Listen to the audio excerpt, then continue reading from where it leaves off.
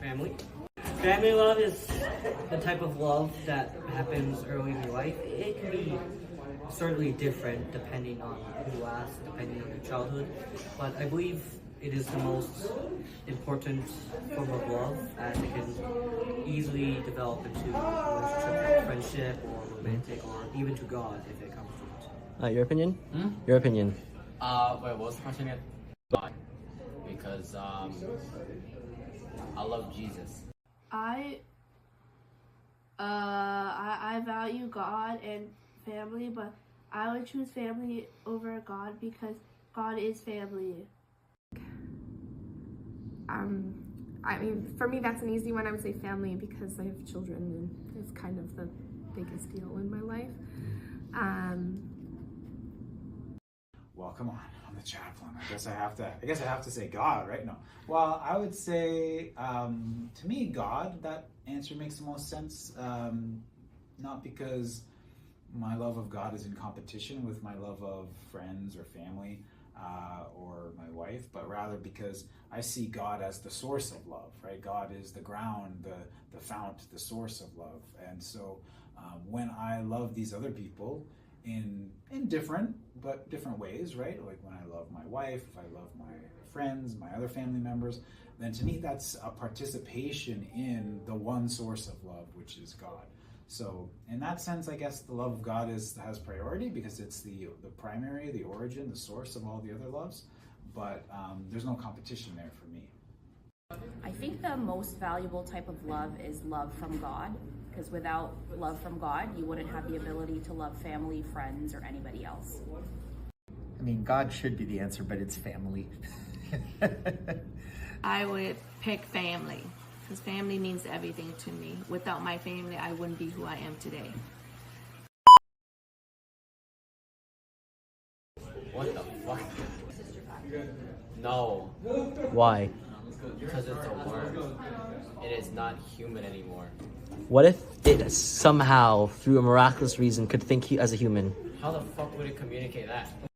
Well, what if they're a worm? Yes. Well, go. Well, I never personally thought about it. Like, do you mean like a friend or a family member or? Okay, you have a sibling? Yes. Your sibling's not a worm. Yes. They got cursed or something. They're not a worm. Let's say they got cursed into becoming a worm. Would you still love them or no? Yes. Why? I mean, obviously, a worm and a human being is very much different. But if they're my sibling and they somehow have the same characteristics as a worm when they were formerly a human, I believe I still have the attachment to care for them despite becoming. Okay, that's a joke, right? It says joke. Depends if they could speak or not. If they could speak, no, because there would be too much of a size difference.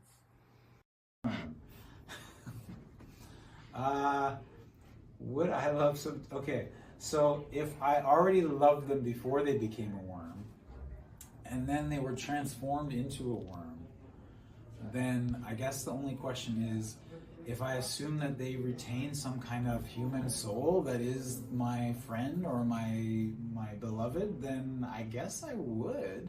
If the worminess is just a facade, just almost like a costume, then and the true self is underneath in their soul, then I guess I would still love the person. If my love in the first place was more than skin deep, then just wearing the costume of a worm, so to speak, would not change that.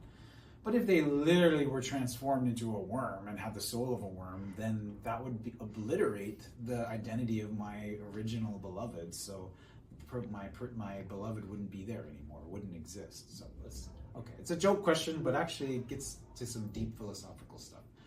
So if my children came out as worms, I would still love them. Sure. Worms are living things. They're made by God. You gotta love them.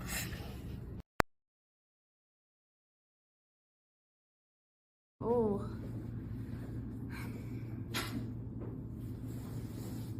That's it. I really like that question. It's a hard one to answer. I know people that definitely do. And then when I look at my own personal story, I feel like There are many times that my husband and I crossed paths without knowing it. We went to the same university, we went to the same concerts. We didn't meet each other until I was just before my 31st birthday.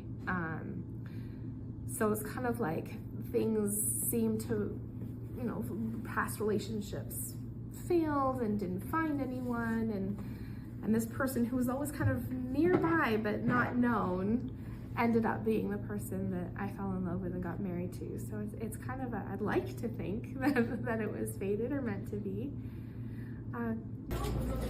I think that everybody has somebody who they're meant to be with. So I don't know if that's considered fated love, but maybe it depends on who you meet. So it's not necessarily like that there's one person in the world for you. You could work out your relationship and end up falling in love. That's a good question. I don't know.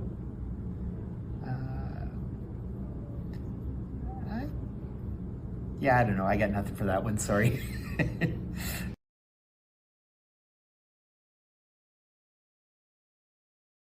You'd have to be emotionally attracted to in order to have some romantic connection. So if you have that emotional connection, that would lead to the physical connection. Okay. It is, but then it isn't. When I was younger, it's possible for me to feel, it's not possible for me to feel love with someone if I wasn't attracted to them. But as I got older, it's possible. It's possible for you to love someone without feeling the physical attraction to them.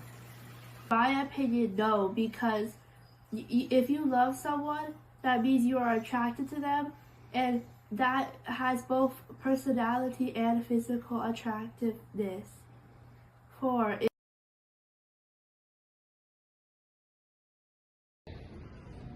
didn't know how deep these questions were gonna be. So going in blind. I mean, technically, yeah, they are the same person, but they're not the same person they used to be emotionally, They're obviously, their brain is decaying, like, I'm just assuming dementia here. Brain's decaying, you're not the same person that you used to be, I would say that they'd be the same person. Yeah. Malo? Okay, I would say that they are the same person, they just don't have the same mental capacity as they did before. Like, they think differently, they'd act differently, but I'd still love them the same way before.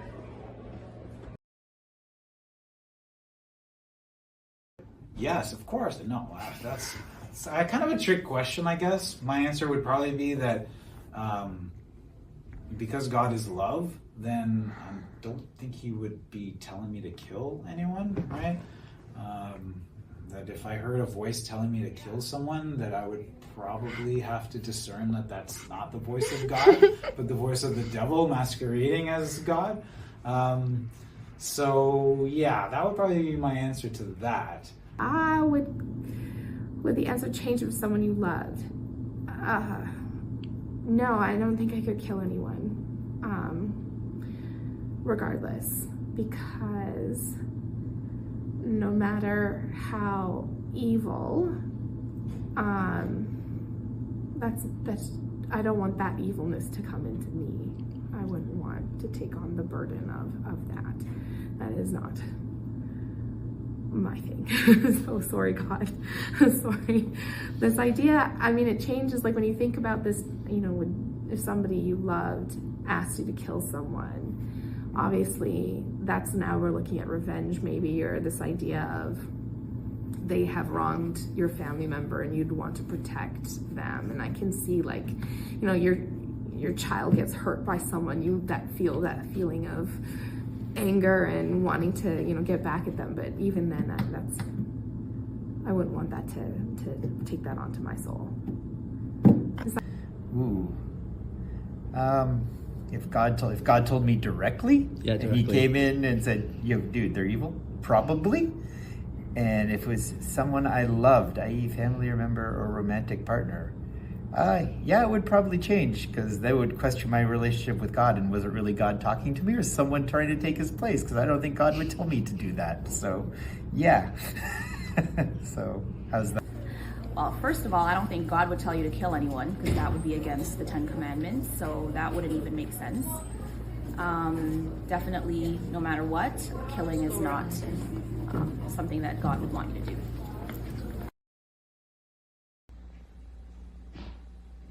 Yes, I believe it is. And they do that through a long-term relationship in the sense that they've gone through lots of highs and lows within their relationship.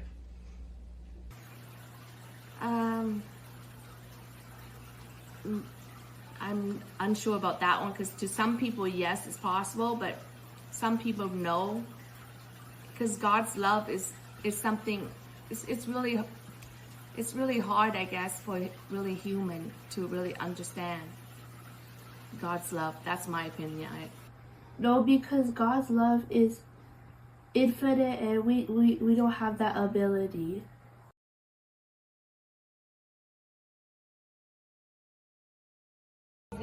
So is dying for someone the greatest show of love you can give? No. There's other signs of love. I guess it depends on the person, but to love somebody, you don't specifically have to do something great for them. If you die for them, that's kind of gruesome, but also, I guess, you have good intentions. But if you really did love someone, would you throw your life away for them? Or would you help expand it? I feel like there are, but like in less extreme ways. Like you can like do acts of service, or even like to show that you love them. I don't think. Well, for me, really, it's the Bible, like the way that Jesus died for us. That's like extreme level love. Yeah. I don't think us humans could possibly like love something or like love someone else as much as Jesus loved us. And sorry, no offense, wouldn't die for you guys, but you know, maybe someday. Okay. But yeah, no, I don't think there's any other way to express such an extreme love. So you wouldn't die for me. I'm not sorry. Maybe someday. Like if it was like I was gonna get hit by a bus to save you, maybe. We'll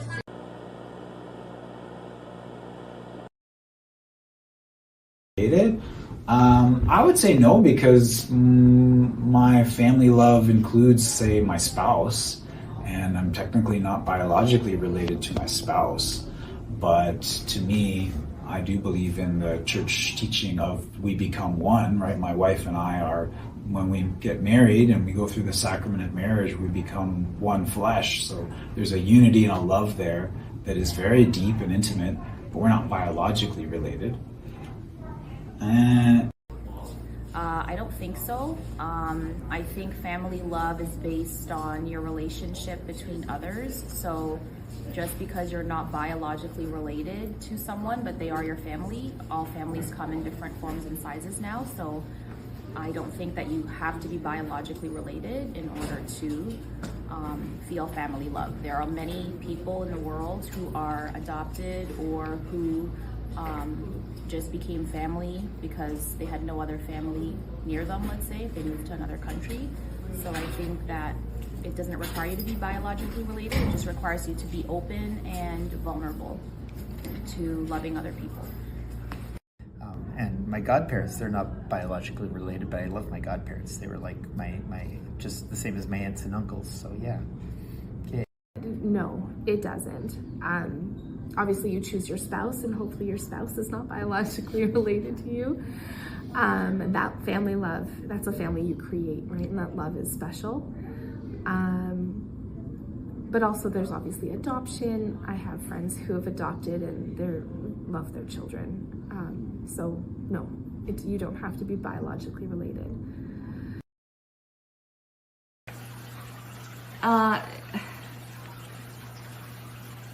What makes someone family? People that you love and care for, people that you feel, well, people that your bloodline, but out of your bloodline, there could be love that you feel like family, where you just treat them like they're like part of your family because you love them so much, right?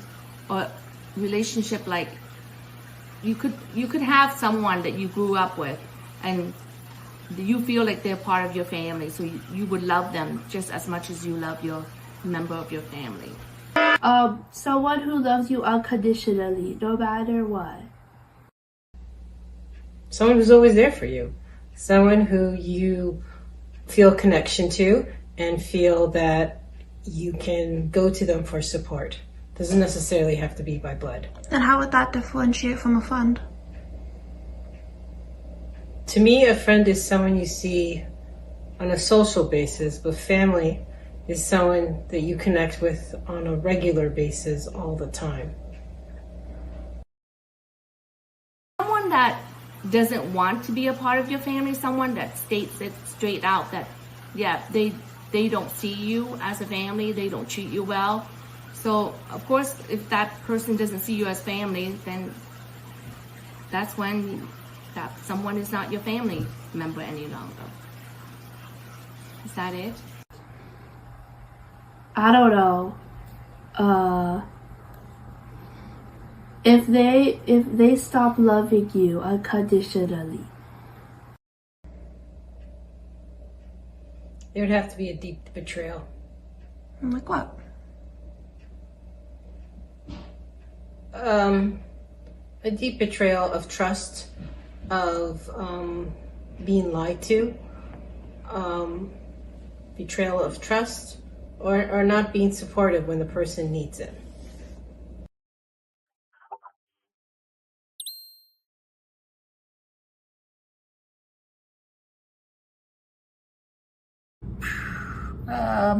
Not if you believe in forgiveness and redemption. So yeah, I don't think it's doomed to fail. It can prosper. So I would say sure.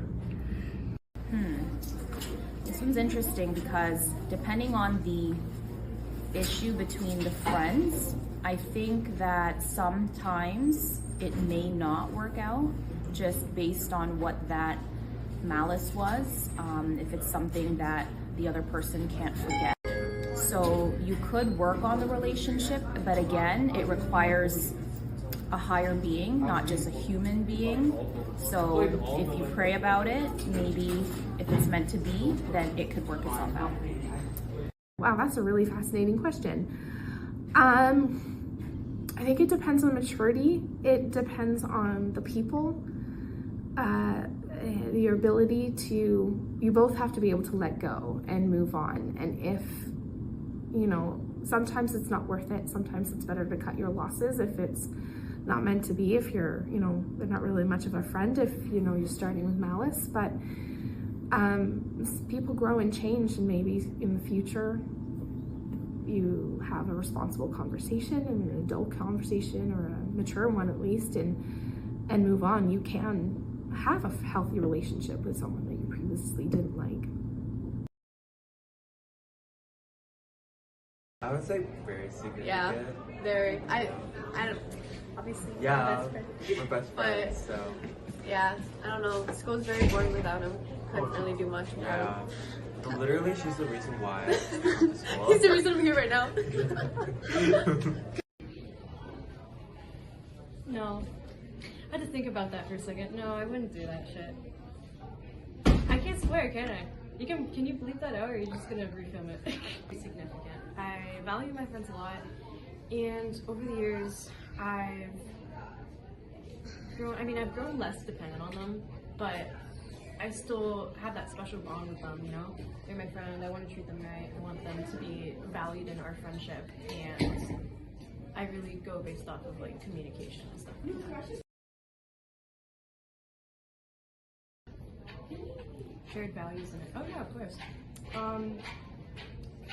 Friendships can run on anything, but I feel like shared values and interests are definitely one of the biggest reasons why people have friendships with other people.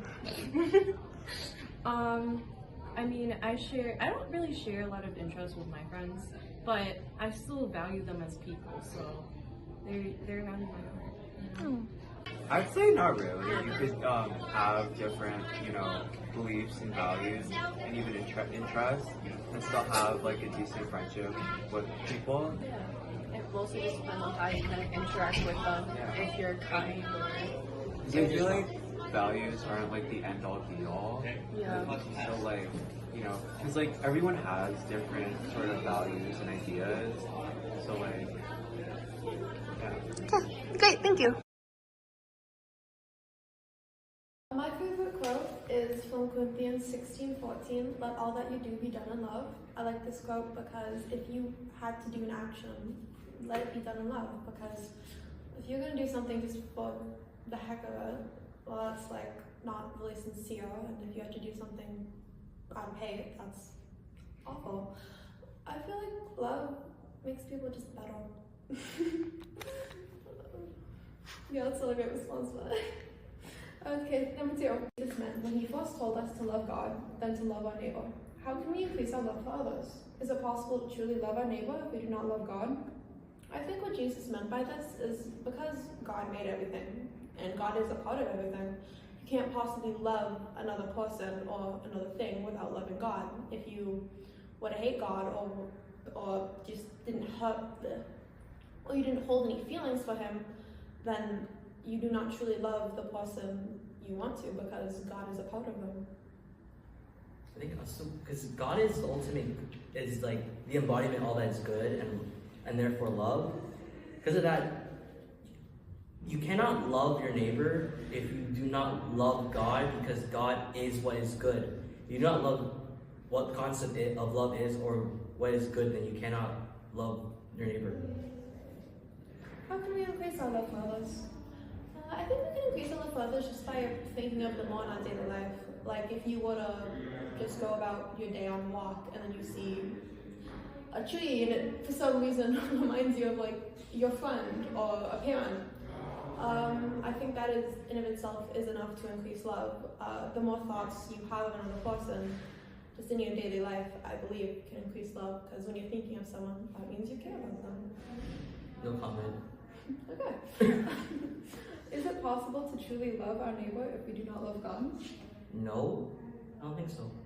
I think you can love your neighbor without loving God. I don't think it will be truly complete, but I do think it's possible. I don't think God's necessarily there. Like, are we saying like God, like as in like you have to be part of the Abrahamic faith, or is God as like the concept which is good? I think you have to love the concept of God, because the concept of God is that He created all good, He is all good. So you have to love that. You can't possibly hate that. But I don't think you have to be a part of the religion, and you don't have to worship God to love another person, because that would be really wrong to say. Yeah. It's like atheists can't. We can say atheists can't love. Yeah, that's a little That extreme. was like my first thought when I heard that question. I was like, they can love people, guys. I swear.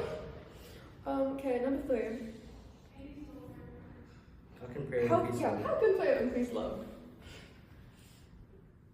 How can prayer increase love? I think prayer increases love, and this builds on the second point I had, because when you pray, you also pray for others. You pray for others' safety, and you pray for God to protect others. So by doing that, you're increasing your love for them, because you're wishing for them to be protected. Prayer also kind of helps you get closer to God. Yeah. And through that, you get closer to the concept of love. Yes. Number 4, why is love greater than faith and hope? I think love's greater than faith and hope because love kind of like unites the world. I don't think faith and hope are enough to unite people. You have to have an emotion between them, and having hope for another person and faith isn't really tying you to them. But by saying you love another person, that ties you to them, because you now say you care about them. I think love also kind of plays into the other two more. Like, yeah, how can you have faith and hope for something you don't love? Yeah, so you kind of need those to have, those kind of need love, but I don't think love needs them. No, I wouldn't say love needs faith or hope, but you probably would need love to have faith or hope for something. Like if you have faith for a better world, you have to love that world first. You can't say you hate the world and be like, oh, I hope it gets better. And that's how it is.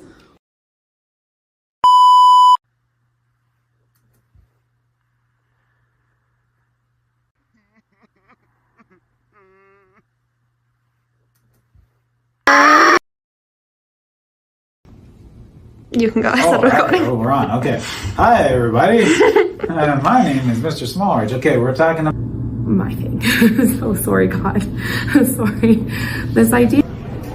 They're still technically the same person legally on a passport or something or not.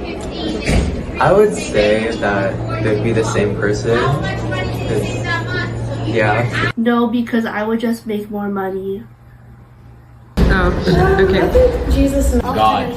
Okay, because family is one of the loves that I didn't know you were doing a video. I'm so sorry. It really does not matter. Alright, continue. Walking. Okay, Like continue. standing there like a deer in the headlights. okay. Jesus, okay. Family love is Wait, can we stop? It's fine. Oh. You can just cut that Take bit. two. Oh. No. I had to think about that for a second. No, I wouldn't do that shit. I can't swear, can I? Can you bleep that out, or are you just gonna refilm it? How the fuck would it communicate that? in the editing. You might want to bleep that. You might want to bleep that out. What about you? Sorry, no offense, wouldn't die for you guys, but you know. Person can't forget. So Am I done?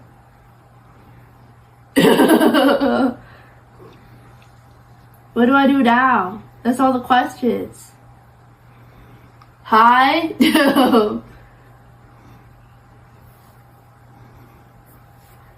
Hello?